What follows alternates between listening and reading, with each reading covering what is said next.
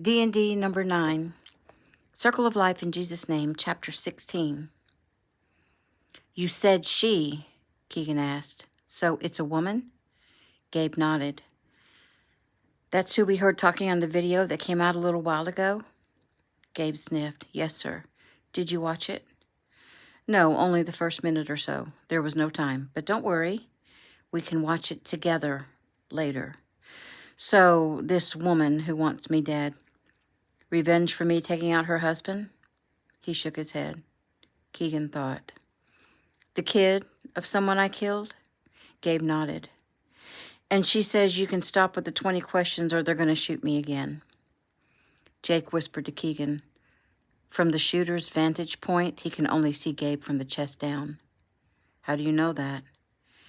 If I were shooting at someone, looking to just graze them, I'd hit both arms and then both legs. Every shot has been upper body. The shooter can't see anything below. I'm sure of it. Look at the window. There's nothing out there high enough. That's why they put the chair on that riser. I'm moving in. I'm going to cut him free. After that, I'll wait until the next time he shoots. Then I'll have about 4 seconds to jerk Gabe out of that chair. Sounds good, except I'll do it. I don't want you in there in case the shooter can see lower than you think.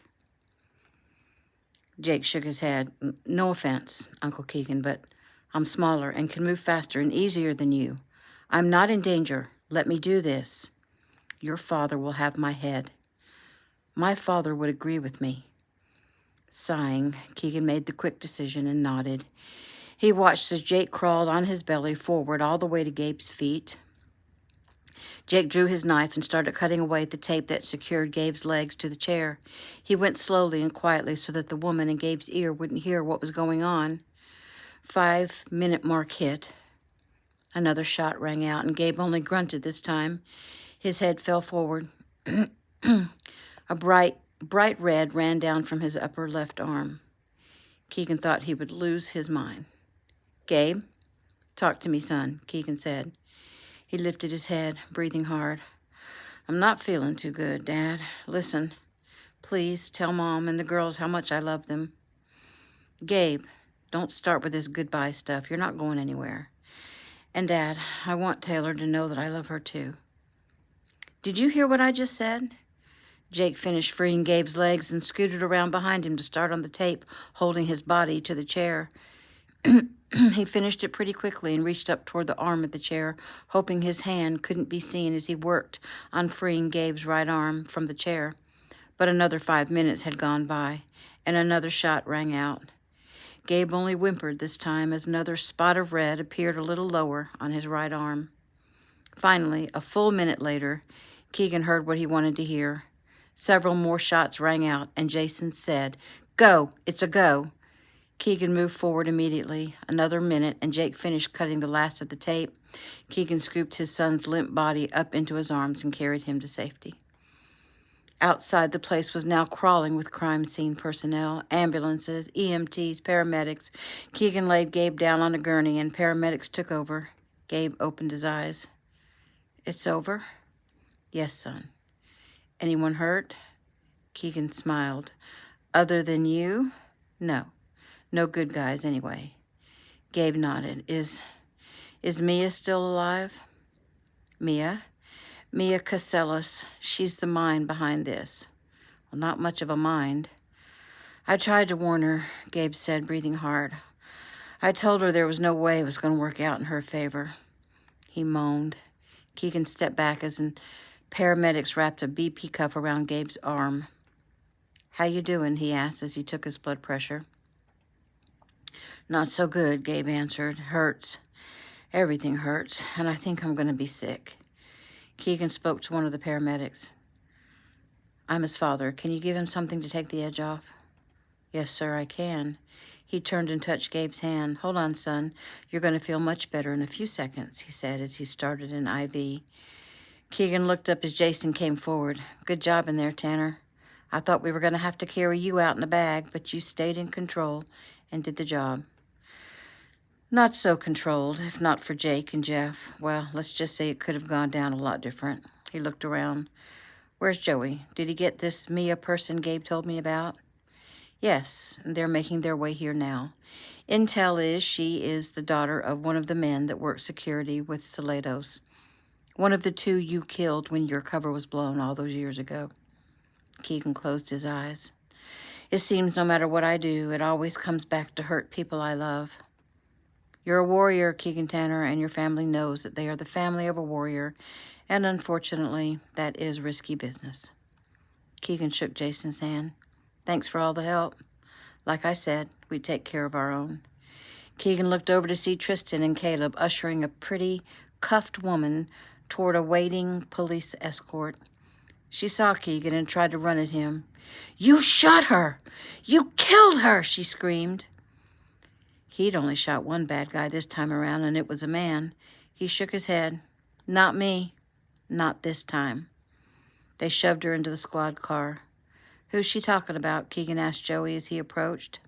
The shooter. The shooter was a woman? Yep. Does Jeff know? He didn't when he got her. He does now. Why? Would it have made a difference? Well, I would normally say it wouldn't, but actually, I'm not sure. All I know is I'm extremely grateful for what Jeff did tonight. Me too, Joey agreed. My wife is going to be grateful too. I need to call her. We've been keeping all family informed, Jason said. They all know that we have Gabe and he's alive and headed to the hospital with non-life-threatening injuries. And that's where I'm headed too. Jason nodded. I'll have an agent escort Lizzie to the hospital.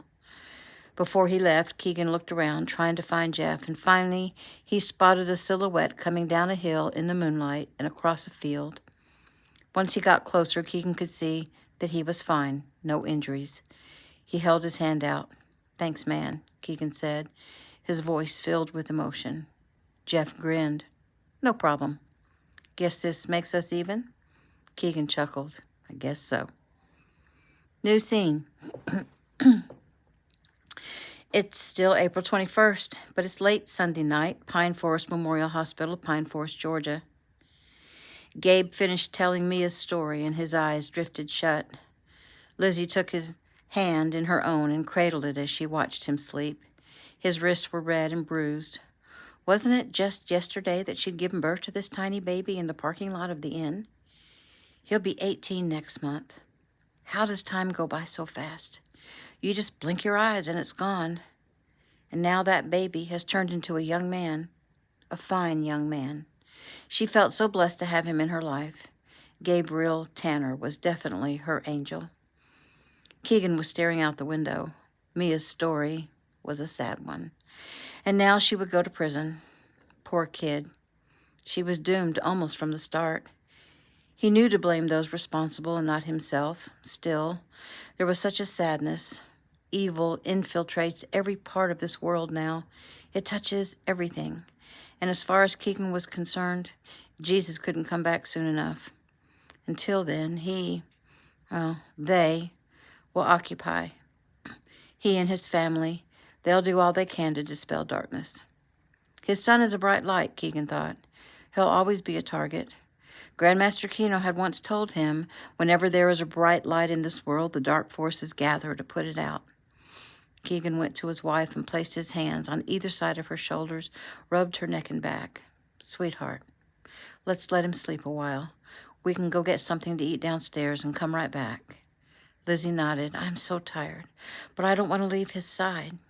He's going to be okay. You know, rather than go downstairs, you really need to go home and get some sleep. You'll make yourself sick. She looked up at her husband. You're tired, too. I'll go home and get some sleep if you will. Good, let's do it. He smiled as she immediately started to chew on her bottom lip. Elizabeth, there's an agent at his door. He won't let anything happen to Gabe. Lizzie sighed and nodded. Okay. New scene. April 22nd, Monday morning. Pine Forest Memorial Hospital, Pine Forest, Georgia. Gabe laughed hard as his father's brothers-in-arms told stories. His mom and dad were on their way back. They'd gone home to get some rest. Gabe was feeling much better this morning. Braden, Tristan, Caleb, and Master Apple were making Gabe laugh so hard his stomach actually hurt. Jake was also in attendance, but he hadn't said much. So, Gabe, do you have a girlfriend? Braden asked. Yes, sir, but she doesn't live around here. Well, where does she live? Tristan asked, 'cause we can get her here for you if you want us to. Gabe smiled. She's in California. Oh, you're talking about the Keno girl, aren't you? Gabe nodded, suddenly feeling a deep need to speak with her. Well, it's better that she's not here, Braden offered. Gabe frowned. Why? You ever heard of post-trauma excessive sex drive? Braden asked. That's not what it's called, Caleb said. Close enough, Braden said. Post-trauma sex drive, Gabe repeated. Excessive sex drive, Braden corrected. No, what's that? It's exactly what it sounds like. I have 2 daughters, and I wouldn't let them near you right now. Gabe snickered. Well, like I would mess with the daughters of a man as lethal as you are. You do know who Taylor Keno's dad and grandfather and uncles are, don't you? Gabe chuckled. You got me there. But you guys are just making this stuff up anyway, right? 'Cause I don't feel anything now but grateful to be alive and that my dad is alive. Is this a real thing? It's called primal post-war reaction syndrome, Caleb jumped in. And yeah, it's real. It has to do with going through a life and death situation and surviving. Afterwards, your body goes into like a sexual hyperdrive. Interesting, Gabe said. Well, it should be interesting since it's how you got born, Braden put in. Guys, John finally said. What? Braden laughed. You did know you were conceived in a hospital bed, very similar to this one, didn't you? I was? Sure. It was right after your dad saved Jeff. He was in the hospital down in Savannah. Funny, he'd also been shot in the thigh. Your mom and dad had fought and broken up, and your mom came into that hospital room looking about as fine as any woman has a right to be. And boom, you were conceived. They weren't married? Gabe asked. The room got quiet. Oops, Caleb said. Oh, man, Braden said softly. I think I just messed up. The guys looked at John, who only sighed and shook his head. In a hospital? Gabe asked. I'm sorry, Gabe. I just thought you knew all about that. You can't tell them I told you, 'cause then you'd be responsible for my death. Gabe laughed. Okay, your secret is safe. They turned as a pretty young nurse came in the room. She smiled. Well, now, this room is full of people, isn't it? She moved forward as the guys all backed away from Gabe and gave her room to do her thing. She took Gabe's temp and blood pressure. She smiled at him sweetly. How are you feeling? Fine. Pain on a level of 1 to 10? Maybe a 4? She nodded and smiled again. Either she was just a sweet person or she was sweet on her patient. Her next statement made it clear. I'm so glad they found you, and you're going to be okay. I prayed hard for you. My whole family did. My little sister went to your game Friday night with some of her friends. They've all been so worried, and me too. So it's my pleasure to take care of you. If you need anything, you let me know. Gabe's cheeks turned a bright pink, and he smiled at her. Thank you. She turned to leave and nodded at the large men occupying the small space. Ma'am, Gabe called. She turned back. Your sister, does she go to Pine Forest? No, she goes to Lakeland High School, but she follows you on social media. Oh, which one? The nurse laughed. All of them. You're pretty popular, you know. He cleared his throat and looked down. Yeah, I've been told. Well, anyway, tell your sister I said thanks. For the prayers. Smiling, the nurse nodded. I will. Her name is Sam, as in Samantha, and this is going to make her day. She turned and left the room. The men gathered back around Gabe's bed. What do you think about her? Braden asked. She's nice. Sorry. She's nice, he shrugged. She's cute. She get you going? The men all groaned. What's going on in here? Lizzie said as she came through the door, Keegan right behind her. The men moved back from the bed again, and Lizzie put down her purse and a canvas bag and moved to the bed to hug her son. Hey, Mom, Gabe said softly. It felt so good to have his mom hug him when at one point he thought he'd never see her again. Son, Keegan said, clasping his hand and pulling him forward for a hug, and Gabe grunted. Sorry, Keegan said. I'll try to be more gentle. Yeah, good luck with that, Tristan said. He can be gentle, Lizzie put in, making everyone chuckle. John stood to offer Lizzie the only chair. Well, these guys just wanted to stop by before they had to leave. Jason's got their transportation arranged. Keegan started shaking hands, saying goodbyes and thanking them. He noticed them all taking time to shake Jake's hand, hugging him and mussing his hair and slapping his face, something they only did to a brother. Jake was abnormally quiet, and Keegan knew exactly why. And after they'd all ribbed Gabe one more time about Taylor and kissed Lizzie's cheek, they took their leave. When the only people left in the room were his parents and Master Apple and Jake, Gabe pushed the button on his bed to lay back a bit and sighed. He was suddenly very tired. You need to rest, Master Apple said. We'll head out. Wait, Gabe said. He looked at his friend, who was 4 years older than him and had always been more like a brother. Jake, I just wanted to say thanks. You were a huge help last night. You and Jeff saved my dad, and I really can't say thank you enough. If you guys hadn't held him back, they would have had him. Jake nodded. No big deal, Gabe. Anyone would have done the same. But it wasn't anyone. It was you, and I'm grateful. John watched as his son struggled to control his emotions. He'd killed 2 men, 2 shots, 2 bullseyes. It was one thing to train for it, totally different when it was real. He'd only been deployed once, and that was at the German embassy. He hadn't experienced real combat. He actually still hadn't, but he now had his first kill. He did more than just hold me back, Gabe, Keegan said softly.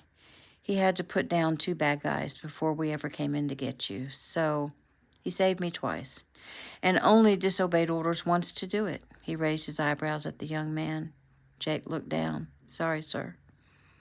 Well, I can't say that I am, because since it was you that saved me, though it was supposed to be your dad at my side, not you, and I'm sure he would have done the same.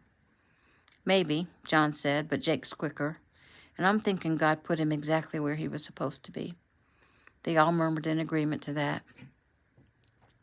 Jake, Keegan said, it will get better. You won't forget, but God will grant you peace. You knew it was going to eventually happen, you taking a life, and it's a hard thing, but like Grandmaster Kino says, we do the hard things that no one else wants to do to protect the innocence of this world. Roger that, Jake murmured. Lizzie stood and went to Jake and took his face in her hands and kissed each cheek. Thank you, Jacob Apple, for saving my husband's life and for helping to save Gabe, and I'm so grateful that God sent you to us. Jacob nodded. Yes, ma'am. They said their goodbyes. The Apples left the room. Lizzie smiled and reached into the canvas bag and pulled out Gabe's phone. She checked the time, then handed the phone to Gabe. Here, you're going to need this. He nodded. Thanks. I would like to give Taylor a call, but it may be a little too early there. Maybe. Wait just a little longer, Lizzie said. Gabe nodded and glanced at his phone. He had dozens of messages and missed calls. He sighed. How long do I have to stay in the hospital, he asked. Well, they want you to stay 24 more hours, Keegan answered, so by this time tomorrow, we should be on the way home. But I feel fine. I get it, but you were shot 7 times, Gabe. 6 of them just grazed you, but a couple of those were pretty deep. And the other one was the one in the back of your thigh, and they did surgery to repair that and remove the nylon thread she used and stitch it up right. Also, the middle finger on your right hand is broken. They just want to monitor you and hydrate you and allow you time to rest. Gabe nodded. Okay. He shook his head. Well, baseball season is... He looked up, tears in his eyes as he realized. It's over for me, huh? Keegan nodded. I'm afraid so, son. Your finger won't be healed for several weeks. Your shoulders and arms are going to be prone to infection, and we have to keep them clean and dry, and your thigh is weak and needs complete rest. Gabe shook his head. I know it's stupid to feel so sad about a stupid baseball season when I should just be grateful that my dad is alive and I'm alive. I don't know why I suddenly feel like bawling my eyes out. It's not stupid, and it is normal. You had a lot taken away from you, and what happened intruded into your norm. It's a violation, and you feel it deeply. Son, you're going to have a lot more uncomfortable feelings to deal with. And I'm going to get Grandmaster Kino to recommend a professional to help you through this. But please believe me when I say you will get through it. And it won't be easy. And your mom and I and your sisters and so many more people who love you, we are all here for you. Gabe nodded as his FaceTime started to ring. He accepted the call and smiled big. Hey, Taylor. Hey, Gabe. Oh, wow. I didn't think I would cry right off the bat. She wiped at her eyes. Sorry. It's okay. I've been doing the same thing, he admitted. I'm so happy you're alive, Gabe. I prayed so hard. We all did. I wish I was there to hug you. I don't think I'd ever let go. I feel the same. But don't worry. You'll be here in a few weeks. I mean, you are still going to go to prom with me, aren't you? Of course. Nothing could keep me away. I'm counting the days. Mom says I can miss some school and come out a few days earlier, so I'll have plenty of time to visit with you. That's awesome. He squinted at the screen. So, where are you? Are you on the beach? Yes, we just finished a morning workout. We? Yeah, the whole fam is here at Granddad's. She reversed screens. Everyone say hi to Gabe, she said. They all waved or blew kisses and yelled things like, good to see you alive and we love you. She reversed the screen back. Isn't today Monday? Aren't you going to school? Yeah, it's only 7 a.m. here, and I do have to get going, but I wanted to speak to you. I'm so happy you're alive. I'm so happy they found you. I'm so thankful. I can't even tell God enough times. I was so scared, but I watched the video. You didn't seem a bit scared. You are so brave, Gabe. So brave and strong, and I am totally in... She stopped and gasped. Oh, anyway, I have to get to school. But will you call me later? I'll be home by 4. He smiled at her, almost sure of what she'd stopped herself from saying. Yes, I'll call you at 4. Can't wait to talk to you again. Have a great day. She giggled. Oh, I will. The best day ever. 'Cause you're alive. She was laughing as she ended the call. Gabe looked up at his parents as he put the phone down. They were grinning, and he was red-faced. She's such a sweetie, Lizzie remarked. Yep, Gabe agreed. Keegan chuckled. Well, Gabe, your mom and I have to actually go to do an interview with the local news. You need to rest, and then when you feel like it, as you can see from your phone, you have a few people you need to call back. Peyton has called a number of times. Your coach has called, and that woman, Isla August, has called several times as well. So get a nap and make a few calls, and we'll be back in a few hours. Yes, sir. Agent Dalton is just outside your door, so feel safe, Lizzie said. Gabe frowned. Are we expecting trouble? No, Keegan answered. I guess you don't actually know what's going on, Lizzie said. What? Well, there's people everywhere outside the hospital. There was a bunch of girls inside earlier until the police made them leave, and there's news trucks from news stations in Atlanta, and the FBI being involved makes this a high-profile story, honey, Lizzie said. We promised an interview to one station and to join the press conference that's going to be happening soon. Gabe frowned. So, as far as my social media status dying down, that's not happening anytime soon. Well, to be honest, son, it may never happen. You are a phenomena. Even the Kinos say they have underestimated your public appeal. In other words, kiddo, you're a star, a celebrity, and you're going to have to make the best of it. They turned as Joey Adams and Jeff Davis walked into the room. Hey, guys, Keegan said, shaking hands with them and pulling Jeff in for a hug. It was Joey who'd made the statement. Joey, whose sister was the Brianna Adams. The same Joey who'd made a few movies with his brother-in-law, Ricky Kino, and whose mother was Shelley Kino and stepfather was Eric Kino. He knew how difficult it was to be in the spotlight. I don't know what to tell you, Gabe. You have the it factor. I don't see it dying down unless you go into hiding. And you can't let them dictate how you want to live your life. Gabe sighed. Man, I just want to be normal. Yeah, But you're not normal. You are extraordinary. I know Mia Casellas cut some stuff out of your video. She also included some stuff from after the cut. Stuff like one of the most beautiful prayers I've ever heard. This is your cross, Gabe. Are you going to bear it? He looked at Keegan and Lizzie. I don't mean to overstep my bounds, but I'll just give my opinion and you guys think about it. Some people are given a little to work with and they do what they can. That's kind of like me.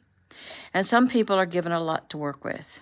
You, Gabe, have an amazing opportunity to spread God's light and God's word. His light is shining on you right now. Are you going to do something with it? Or try to hide it under a bushel by trying to be normal? No one says it's going to be easy. That's why I said it's your cross to bear. Are you ready to pick up your cross and carry it? Keegan looked over the younger man. Joey Adams was the guy Jason Lee would eventually turn his company over to. Joey would one day be Keegan's boss. He was more than 10 years younger than Keegan. Keegan didn't know Joey that well, but he was beginning to see what Jason saw in him. Wow, Gabe said. My whole life is changing so fast. Jeff shrugged. You're a high school senior. It was about to change anyway. It's just that now you actually have more opportunities, a broader scope to see through. Gabe nodded, trying to understand, but it was just too much at once. How do you know that Mia cut stuff from the video and added stuff onto the video? Gabe asked. Well, Jensen told me. He has it all, everything. You've already watched it? No time yet, but I heard a little bit this morning, and part of what I heard was when you prayed. It's hard to believe that some high school kid talking. It's hard to believe that's some high school kid talking. Gabe decided to change the subject, and he smiled. By the way, Agent Davis, I wanted to say thank you for last night. For saving my life by taking out the shooter. Jeff's jaw tensed, and he nodded his head. Just doing my job. Gabe recognized that phrase. It was what his father said when he didn't want accolades for killing someone. Gabe nodded, letting Jeff know he understood. And Jeff smiled. Well, we got to head back west. We got a ride waiting on us. Just wanted to stop by, see how you're doing, and say goodbye for now. Thanks for coming by, Keegan said. They hugged Gabe, shook Keegan's hand, kissed Lizzie's cheek, and took their leave. A few minutes later, Gabe's parents also left the room. Gabe decided to make the calls his father said he should make. The first was to his baseball coach, who had already spoken with Gabe's father and had been told of his inability to play. However, Coach said the team was in desperate need of Gabe's support and even his presence, and he would have a place of honor in the dugout if he would like to come and support his teammates. Gabe assured him he would love to support them, and he'd just have to get permission from his parents and probably also from the doctors. The fact that they wanted him there on the sidelines helped Gabe to feel more grounded immediately, and he blew out a sigh of relief as he ended the call. The next call was to Isla August. She answered on the first ring. Gabe! Yes, it's me. Oh my gosh, it's so very good to hear your voice, she sniffed and squealed. Oh, I'm so sorry, I'm all emotional. I prayed so hard for you, and now here you are speaking to me. Thank you. For what? For praying for me. Oh, you are so welcome. You just don't understand what you did for me. Okay, I'll bite. What did I do for you? Gabe, when we first started the prayer chain, I was willing. How can someone get a call from Brianna Adams asking you to start a prayer chain and say anything but yes, right? Okay. I didn't know about this. Oh, sweetie, of course you didn't. You were being held, and you probably haven't had time to be able to see what all is happening. So, anyway, Brianna, gave me the information, and it was an exclusive. The world went crazy when they found out what was happening to you.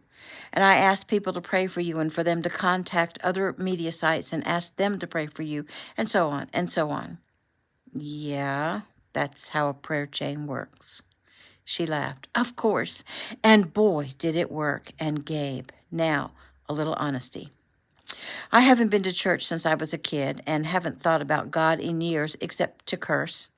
But Gabe, when I decided I couldn't just ask other people to pray and I needed to try to pray myself, and I sat at my desk and I bowed my head, heck, I didn't even know how to begin. But the very coolest thing happened. When I asked God to please protect you and bring you home safely, I actually felt this amazing warm feeling move through me. It was the most comforting, peaceful feeling I've ever felt in my entire life. It was like, I don't even know how to describe it. It was like pure love was moving through me. I started crying right then. And then I remembered from when I was a kid that you're supposed to pray in Jesus' name. So I said that, and oh my gosh, Gabe, the feeling magnified. It doubled. It tripled. I've never felt God's presence before in my life. But when I prayed for you, for the first time ever, I felt it. And I had the thought, God is real. And it's all because of you. That's a nice story and all, but it's not because of me. It's just because you really prayed. And it tripled when you used Jesus' name because his name is powerful. I don't know much, but that much I know. Oh my gosh, it just happened again. I don't know what's happening to me, but I love it, and I want to feel this feeling all the time. Gabe smiled. Yeah, I know what you mean. Oh, Lord, I've been going on, and I haven't even told you why I called. Oh, so all that is not why you called? No. Okay, so listen. So we had this prayer chain going, right? And literally millions of people started posting their written prayers online in either the comment sections of social media sites or on their own posts. Not thousands, Gabe, but millions. But some of them weren't prayers. Some of them were testimonies about what people were experiencing when they prayed for you. And they were exactly what I just told you, almost word for word. It was so amazing. This phenomena was happening to the whole country. Gabe's eyes filled with tears. What in the world was going on? But that is also not what I wanted to tell you. There's more? Yes, and here it is. Some of those people got together and started an Ultimate Warrior Fund for Gabriel Tanner. Gabe had almost $22 million in it. What? Is that legal? What do you mean? They're using my name to get money? No, silly. The money is yours. Why? I don't need money. If it's for the medical bills, my father has good insurance. I don't get it. Sweetie, it's just what people do. You were in trouble. They prayed for you and then they feel like they want to do something else, something more. So they donate money. I think I've come to know you a little bit, so I understand you want nothing to do with this money. But Gabe, you can pay it forward. Maybe these people are trusting you to use it in a way that would help the most people. Maybe God moved them the way he moved me. Look, I told the people who started the fund that I could reach you and give you their contact information. Talk to your parents, talk to an attorney. All I know is knowing you has completely changed my life. Completely. And I am grateful that God sent you to me. Gabe was silent. He didn't know what to think. He had several people lately tell him that he's special, that he's changed their life. But it wasn't him. It was Jesus.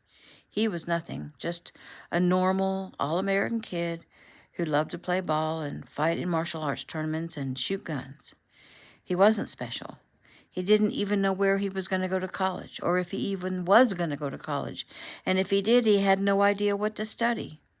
It was all too overwhelming. He was tired, and he couldn't really deal with all this right now. Gabe, are you still there? Yes, sorry, I was just thinking. So can I give these people information to you? Yeah, I don't have anything to write with right now. Can you just shoot me a text? Yes, of course. Now, I just have one more little bit small favor to ask you. He sighed. Okay. I'd like to interview you. Well, I'm a little tired right now. She laughed. Not now. I'm in California. I want it to be in person and not rushed like I usually am. If you'll talk to me about your recent experiences and about your faith, I will get there. ASAP. When he didn't answer right away, she went on. It won't take long, and you can tell me what you want to talk about ahead of time. And there's something you don't want to talk about, we won't.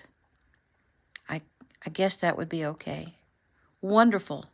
It will take me a few days to make the arrangements, and I'll get back to you. Okay. You are the best, she gushed as she ended the call.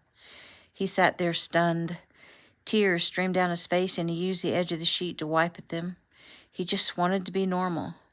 But he did love that people like Isla were finding God. That part was totally cool. He needed to talk to his parents, and to Master Apple and Uncle Chaz, and mostly to Grandmaster Keno. And he reckoned to an attorney, but right now he needed to call Peyton and then sleep. I knew it, Jeffy said as she came in the room. Gabe looked up to see June Flower Keno and her husband, Cam Wallace, one of Jason's elite. He quickly wiped away his tears. Oh, hey, he said. Jeffy moved forward. We were at the airport getting ready to head home, but I felt strongly that I needed to come back here and see you. I could feel your heart is in turmoil. And your body is in pain. Your mind is confused, on overload. I can help if you want me to, she said. Cam smiled as he watched his sweet Jeffy do her thing. She was always a chatterbox, even though lately she'd worked very hard on not giving a running commentary. Gabe smiled. I'd be dumb to turn down your help, 'cause you're right about all those things. He looked at her husband and nodded. Hey, Cam. Cam moved forward and shook his hand. Hey, buddy. Really good to see you, all safe and sound. I didn't know you guys were here. Jeffy was consulting on the case, trying to find you. Oh, cool. Did you find me? He asked. She shook her head. Nope, I failed. And I could feel you, so I was able to tell your family that you were still alive. Yeah, Gabe said thoughtfully. I didn't think about the fact that they wouldn't know if I was dead or alive. It must have been really hard on them. Oh, it was. So at least I was able to help in that way. And she helped find you too. She kept saying chickens, and that made them able to find you at an old poultry farm. Huh, I didn't know that either. Anyway, Jeffy said, we were going to leave with everyone else, but I came back because I could feel your heart and thought you might need some help. So, may I? Gabe nodded. She came to him and lowered the side rail of the bed and placed her hands on either side of his head and leaned her forehead against his. Oh, sweetie, she said softly. She began to cry, and Gabe did too. You're blocked, she added. Gabe had no idea what that meant. You've put up a block to guard yourself from the pain, but you need to release it in order to completely heal emotionally and physically. Your heart is strong, your mind is strong. Once I release the block, you're going to heal super fast. But it's going to hurt. Gabe started to breathe hard. It's like all the pain you've blocked will rush at you for a few seconds. It will be pretty uncomfortable for about 15 to 30 seconds, which doesn't sound long, but it will seem like forever. You want me to do it? Gabe looked into her eyes. This woman was a person who was special. She was healing the world. He trusted her. He nodded. Jeffy nodded at Cam. Honey, help hold him down. Gabe immediately had second thoughts. Cam moved to the other side of the bed and placed his hands on Gabe's chest. Here we go, Jeffy said. She closed her eyes, and Gabe moaned, then grunted, then bucked. Jeffy also moaned, and then it was over. And Gabe's head fell back on the pillow, and Jeffy kissed his forehead. You are special, Jeffy whispered. God is with you. Get some sleep. And that is the end of chapter 16.